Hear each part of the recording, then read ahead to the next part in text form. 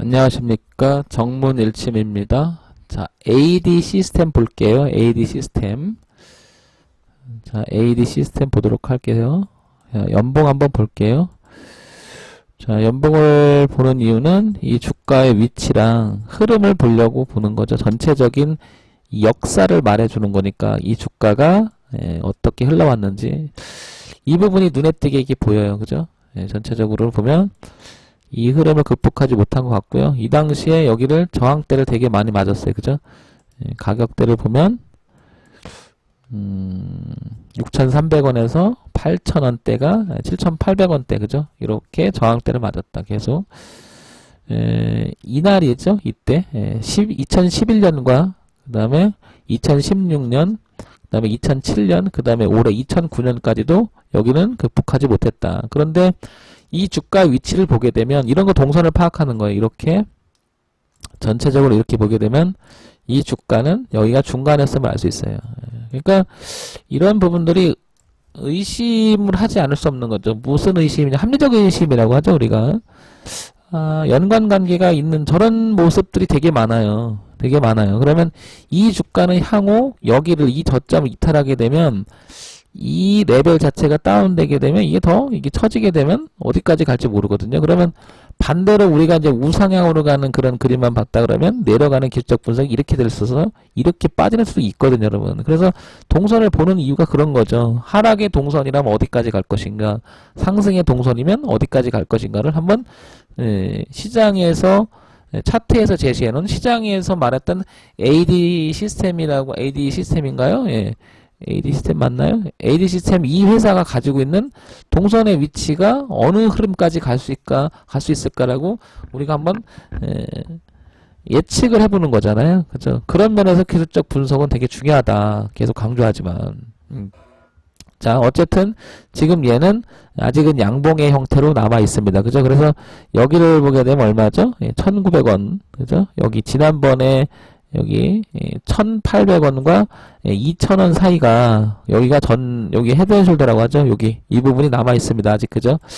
자, 그럼 월봉을 다시 한번 가볼까요? 자, 월봉을 가게 되면 전체적으로 아까 그렸던 이 자리 여기 있네요. 그죠? 1,900원 선 이 자리가 헤드앤숄더로 이렇게 있잖아요. 그래서 여기를 깨게 되면은 이건 좀 위험해지죠. 전체적으로 그죠? 굉장히 위험해지죠. 이게 뭔가가 있어서 안 좋은 것 같은데 이렇게 고가를 낮아졌던 이 그림이 동선이 보이잖아요. 이렇게 그죠? 하나를 더 늘린다면 이런 동선으로 그죠? 자, 기술적 분석에서 제가 이걸 참 많이 얘기한 이유 중에 하나가 바로 이거죠. 깨고 그 대추세에서 맞고 떨어질 때는 정말 위험하니까 조심하라는 말을 정말 많이 하죠. 제가 이 부분을 지나고 나서 하는 얘기가 아니란 말이에요. 그죠? 제 강의를 계속 들으신 분들은 아마 진짜 이유가 있구나라고 그럴 수도 있겠구나라는 생각이 자꾸 들 거예요. 그러면 이거 맞고 지금 떨어지잖아요. 그러면 딱 봐도 주봉도 내려가고 있겠죠. 당연히 그죠. 주봉도. 그럼 주봉을 한번 가볼까요?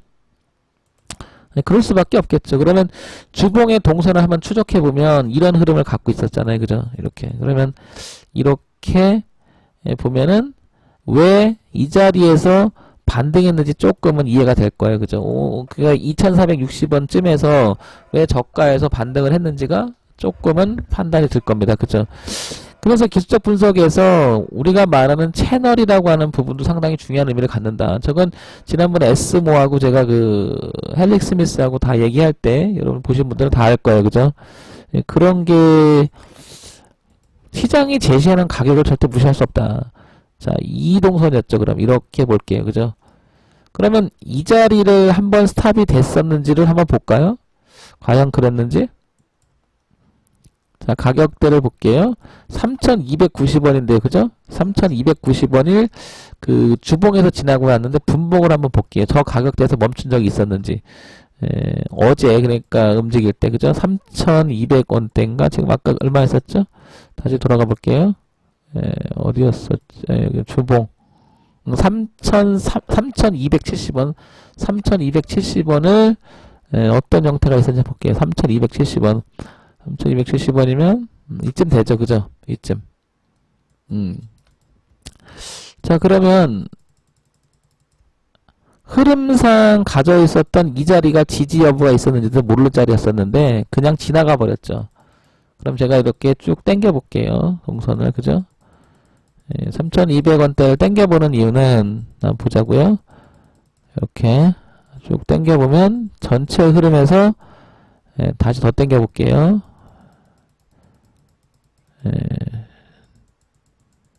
지금 이렇게 그려진 거잖아요. 동선에서. 그죠? 이렇게. 그래서 이게 하나의 뭐라고 얘기를 하냐면 제가 얘기하는 뭐죠? 이게 채널의 하단에서 기술적 반등을 있었던 자리다. 그죠?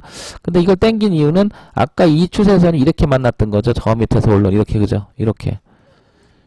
근데 여기를 멈추지도 않고 지나갔죠. 그러면 다음 그림이 어떤 형태가 돼서 우리가 채널 동선에서 나오는 이런 자리들은 또 있을 수가 있죠. 근데 여기를 지켜주는지 안 지켜주는지 몰라요. 지나갔으니까 지켜줬네 이렇게 되는 거죠.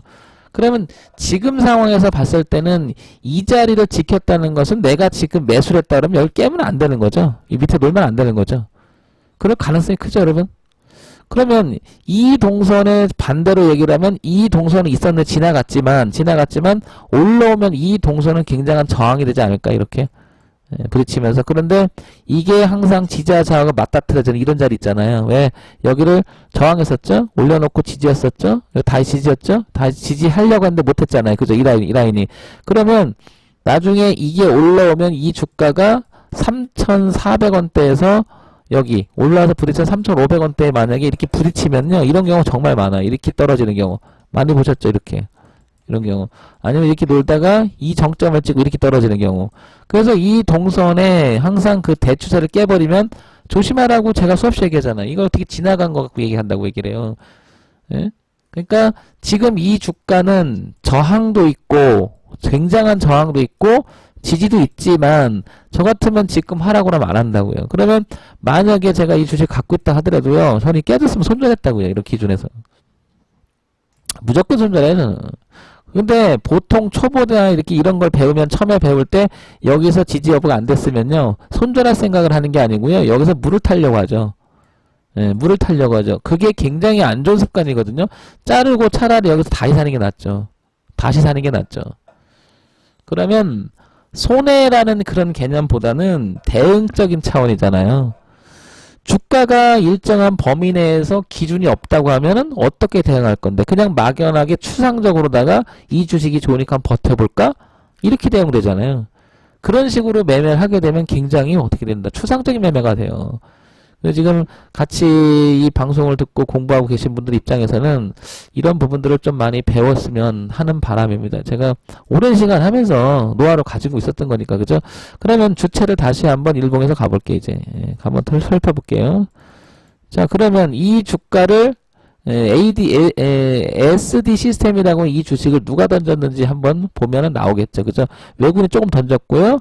자, 기관이 좀 받았는데 개인이 던졌네, 그죠? 개인이, 그죠? 개인이 던졌어요, 그죠? 근데 이렇게 대량으로 던질 정도면은 이 개인은 개인이 아닌 것 같아요, 여러분, 그죠? 근데 어제 보시면 여기 좀 받았죠, 밀릴 때. 근데 밀린 거 또 받았죠. 아니, 밀린 거 던졌죠. 어쩌면 개인들이 공포에 투매를 던졌을 수도 있어요, 그죠? 너도 나도 안 되겠다, 지수가 빠지고 그러니까 확 빠지니까 그냥. 그렇지 않습니까? 어쨌든 주체 입장에서 이 주식을 살리려고 하는 이제는 힘들어져 보여요. 그죠? 왜냐면 외국인들도 그렇게 많이 갖고 있지는 않아요. 그죠? 기관이야 뭐 벌써 던지고 도망 나왔고요. 그죠? 그러니까 이 외국인과 기관은 올릴 생각이 없어. 이게. 그런데 개인은 그냥 받으려고 해, 내려오는 걸. 그러니까 당분간 이 주가는 힘들지 않을까, 이렇게. 뭔가 강력한 모멘텀이라든지 주체가 등장하지 않나. 그러니까 저는 내가 얘기하는 게 이거예요. 이게 뚫고 올라가야지만 이게 가능하지. 이 밑에서는 주식은 이런 거는 웬만하면이 아니라 하지 않는 게 원칙적으로 맞을지도 모른다. 주식이 싸다고 받으면 안 돼요. 근데 여러분 개인들 여기서 받는다고요. 주가 막 밀리니까 싸니까. 그게 참 어찌 보면 굉장히 경제적 인간이라고 하는 사람들은 사람들의 마인드는 싸지면 좋다 라고 생각하는 이유는 얘가 한때 영광이 있었거든요. 영광이 있었기 때문에 적어도 이익을 받기 때문에 밑에 놓으면 상대적으로 3,500원 안에 한 번은 가지 않겠나, 이런 마인드가 굉장히 많을 거예요 아마. 근데 주가라고 하는 것은 현재 가격이 모든 걸 다 평가한다 이렇게 생각하시면 편해요. 그 싸질 때가 아니고요. 비싸질 때 사셔야 돼요. 비싸질 때. 근데 지나고 난 차트를 제가 얘기 드리지만 이 당시에 이거 비싸질 때 사실 수 있겠습니까? 이거 진짜 어렵죠. 산다는 게 이게. 저 비싸질 때. 그러니까 이 당시도 보면은 이게 밀릴 때 여기 잡아요. 그러다가 확 물려있다가 며칠 동안 살려줬는데 공포 이에서 이거를 버티기 정말 어렵죠.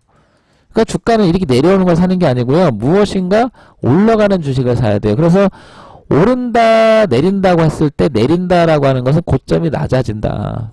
그러다가 저점이 높아지는 이 자리를 우리는 변곡이라고 얘기하고 이 변곡을 높이려고 하는 세력은 왜 높이겠냐고요. 주식이 좋아질 거라고 판단해서 높였겠죠. 아니 점점점 가격이 비싼데 비싸게 주고 올릴 때 이유가 있겠죠. 그래서 주식은 고가가 낮아지다가 저가가 높아질 때 그때 한번 고려해 볼 때 우리 이런 자리를 변곡이다. 그런 자리 한번 노려보는 게 어떻겠느냐. 이렇게 해서 기술적 분석과 파동 그 다음에 내용 같은 것을 첨가해서 이렇게 들어가는 거죠 여러분. 자 정문 요침이었습니다. SD 시스템이었어요. 결론을 말씀드리면 얘는 이 안에 갇혀 있기 때문에 이걸 벗어나는 쪽이 됐는데 뭐죠? 주체는 조금 소극적이다. 이렇게 보시면 밀릴 확률이 더 높다. 이렇게 보는 거죠. 자, 좋아요, 구독 많이 눌러주시기 바랍니다. 제가 화질 개선하느냐고 좀 노력을 많이 했으니까 여러분. 자, 정문 요침이었습니다.